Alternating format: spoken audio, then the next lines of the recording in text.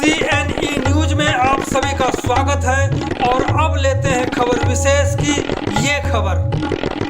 आज सेक्टर 18 स्थित एक होटल में प्रॉपर्टी कंसल्टेंट्स एसोसिएशन की जनरल बॉडी की मीटिंग बुलाई गई, जिसमें तीसरी बार कमल गुप्ता प्रधान चुन लिए गए।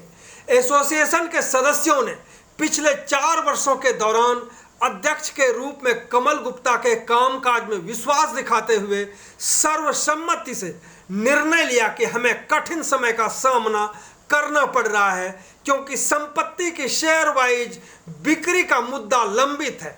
एसोसिएशन ऐसे समय में बदलाव का जोखिम नहीं उठा सकती। कमल गुप्ता को अपने पदाधिकारियों की टीम बनाने के लिए कहा गया तो उन्होंने सुरेंद्र सिंह मुख्य संरक्षक, त्रिलोचन सिंह बिट्टू चेयरमैन, जतिंदर सिंह महासचिव, गौरव कंसल एसोसिएशन के वित्त सचिव बनाए गए। बैठक में मौजूद सभी ने पिछले कार्यकाल के दौरान कमल गुप्ता के कामों और प्रयासों की सराहना की।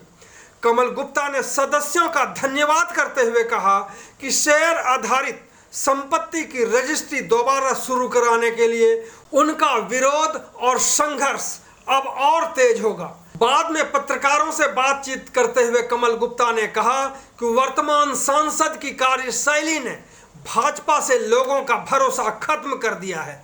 ऐसे में प्रधानमंत्री नरेंद्र मोदी से भी लोगों का विश्वास उठ चुका है, क्योंकि मोदी के कहने पर ही 2019 लोकसभा चुनाव में किरण खेर को लोगों ने वोट देकर जिताया था। तो सुनते हैं निर्विरोध चुने गए प्रधान कमल गुप्ता को। ये तो मेंबरों के ऊपर है। हमने तो अपना काम किया है जो हमारे के लिए सौंपा गया था। उन्होंने विश्वास जताया, उनको अच्छा लगा काम, तो उन्होंने तीसरी बार मेरे को प्रधान इलेक्ट किया। बाकी जहाँ तक काम करने का सवाल है, काम के लिए हमारे पास करने के लिए बहुत कुछ है। बिकॉज हर एक ट्रेड में, हर एक बिजनेस में प्रॉब्लम्स होती हैं। हमारी ट्रेड में शेयर होल्डर्स की जो रजिस्ट्रियाँ इन्होंने बंद कर रखी हैं, वो सबसे बड़ा मुद्दा है। उसको हमने सॉल्व करना है। उसके लिए प्रोटेस्ट करना पड़ सकता है, कोर्ट की लड़ाई, लिटिगेशन कोर्ट में जाना पड़ सकता है, कुछ भी करना पड़ेगा, वो हम करेंगे।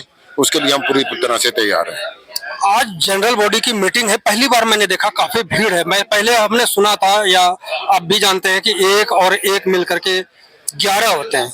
आज मैंने देखा कि 11 और 11 मिलकर के 11,011 हैं, और हमें लगता है कि 11,000 वोल्ट का अगर करंट दौड़ा देंगे अपने में, तो हमें लगता है कि एक झटके में जो आपकी मांगे वो पूरी हो जाएगी, जो अब तक हो नहीं पा रहा है। देखो, कोशिश तो यही है, हम डेली अपने स्ट्रेंथ बढ़ा रहे हैं। शेयर होल्डर्स की भी अलग से एसोसिएशन बना रखी है, पर यहाँ एडमिनिस्ट्रेशन के प्रॉपर सुनवाई नहीं करते। अगर कोई भी काम डिले करना होता है या नहीं करना होता, मिनिस्ट्री ऑफ होम अफेयर्स को भेज देते हैं। हम दिल्ली में भी बात कर रहे हैं, हो सकता है हम मिनिस्ट्री ऑफ होम अफेयर्स में मिलके आए, जाके आए।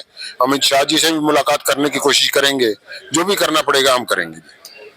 जो आप कह रहे हैं एडमिनिस्ट्रेशन सुनता नहीं, अगर एडमिनिस्ट्रेशन सुनता नहीं तो कहीं ना कहीं राजनीतिक तौर पर हम दबाव नहीं बना पाते हैं, क्योंकि राजनेताओं का ही दबाव वहां तक पहुंचता है। तो आखिरकार आप लोग किस तरह से दबाव बनाएंगे कि जो राजनीतिक लोग जो बिल्कुल आप लोगों को इग्नोर करके बैठे हुए हैं, वो आपकी सुनने लग जाए? सर, चुनाव 2024 नजदीक भी है। मैं ये समझता हूँ इग्नोर करके बैठे नहीं हुए हैं। जहाँ जो लोकल राजनीतिक लीडर्स हैं हमारे, उनकी एडमिनिस्ट्रेशन प्रॉपर सुनवाई नहीं कर रही है। अगर यही इंस्ट्रक्शंस सेंट्रल मिनिस्ट्री से आ जाएंगी, सेंटर से आ जाएंगी, होम मिनिस्ट्री से आ जाएंगी, तब ये मानेंगे। क्योंकि हमने ये देखा है, चंडीगढ़ में एक ही सीट है मेंबर पार्लियामेंट की, और मेंबर पार्लियामेंट हमारी, ये समझता हूँ एज ए बदकिस्मती के तौर पर, हमारी मेंबर पार्लियामेंट साहबान जो हैं और की कामों में बिजी हैं, वो इधर ध्यान नहीं दे पा रही हैं। लोकल लीडर्स जो हैं, उनको हम सभी को मिल रही है, बीजेपी के लीडर्स को, कांग्रेस को, आपको। जहाँ तक बीजेपी के लीडर्स का सवाल है, तसल्ली दे रहे हैं जी, काम होएगा, करवा रहे हैं, पर अभी तक कुछ हो नहीं रहा है। पर मेरे को लगता है इसमें हमें कुछ राश स्टेप्स उठाने पड़ेंगे, जो हम उठाएंगे अगर जरूरत पड़ी तो। जिस तरह से आपने कहा कि मेंबर ऑफ पार्लियामेंट कहीं और भी बस व्यस्त हैं, तो ऐसे ही मेंबर को अगर बार बार चुने जाएंगे तो फिर तो स्थिति ये आएगी, आखिरकार इसमें बदलाव कैसे लाएंगे, कैसे बदलेगा ये तो बीजेपी की पार्टी को देखना है, जिन्होंने पहले इनको टिकट दिए थे और दूसरी बार भी टिकट दे दिए, फिर जिता दिया लोगों ने। हमने तो मोदी साहब को टिकट दिया था किरण खेर को तो टिकट शायद मेरे को लगता है बहुत कम लोगों ने दिया होगा। मोदी साहब को टिकट देने के बाद भी अगर चंडीगढ़ की जनता का ये हाल होना है तो फिर मैं समझता हूँ इससे ज्यादा हमारी बदकिस्मती कुछ और हो नहीं सकती। तो क्या आने वाले समय में मोदी जी के बात पर भरोसा किया जाए या नहीं, जो बता रहे हैं आप? अगर हम चंडीगढ़ की बात करते हैं अभी तक तो ये मेरे को नेगेटिव दिखाई दे रहा है जी।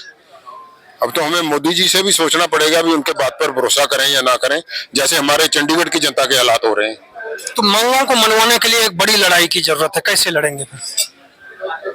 आज हमने डिसाइड किया है जी, हम हो सकता है हंगर स्ट्राइक करें या रास्ते रोकें या बीजेपी के ऑफिस के घेराव करें, कुछ भी करने के लिए हम तैयार हैं। पहले एक बार कोशिश करेंगे, हमारा रजामंदी से कुछ हल निकलता है, नहीं तो हम कुछ भी करने के लिए तैयार हैं।